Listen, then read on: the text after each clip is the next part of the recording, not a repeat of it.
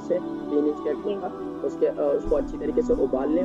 उबालने के बाद उसके अंदर सुबह नहार में 1 चम्मच आप कलौंजी का तेल डालें, उसको सुबह के वक़्त में पिलाएँ।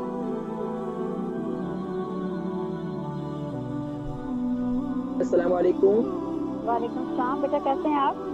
जी अल्हम्दुलिल्लाह, आप ठीक हैं? खैरियत से हैं? दुआ है बेटा। बेटा मेरे ये 2 मसले मैंने आपके साथ पहले से डिस्कस किए थे, मैं आज फिर कर रही हूँ।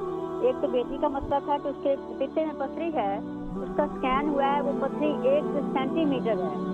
तो उसको दर्द है, इतनी शदीद दर्द नहीं है, लेकिन दर्द कभी ऊपर कभी नीचे करके चलती जा रही है। उसके लिए मुझे बेटा आपको मुझे अच्छा सा नुस्खा बता दें कि उसकी पथरी डिज़ॉल्व हो जाए।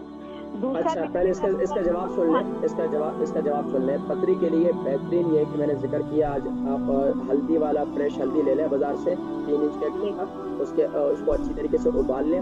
उबालने के बाद उसके अंदर सुबह नहार में 1 चम्मच आप कलौंजी का तेल डालें, उसको सुबह के वक़्त में पिलाएँ। और अगर पथरी फिर भी तंग कर रही है, क्योंकि बसा औक़ात क्या है, पथरी आके जब मूव भी होती है तो फिर भी पेशाब में रुकावट होती है, दर्द बढ़ता है, तो फिर इसकी मिक़दार ज़्यादा कर दें। ये नहीं कि इसके रात को भी कर लें और सुबह के वक़्त में भी कर लें। और दिन में जो है मेरा कहवा जो बड़ा मशहूर है, खाने के 1 घंटे के बाद वो भी उन्हें पिलाना शुरू करें।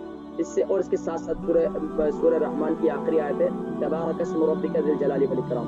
अव्वल आखिर दुरूद शरीफ के साथ यानी 41 मरतबा पढ़कर पानी पे दम करके उन्हें ये जो पिलाएँगी कलौंजी या हल्दी वाला पानी जिसमें कलौंजी का तेल, हाँ, उसके ऊपर दम करके इस पानी को पिलाएँ। तो इंशाअल्लाह इसकी पथरी आप देखें बिल्कुल खत्म हो जाएगी।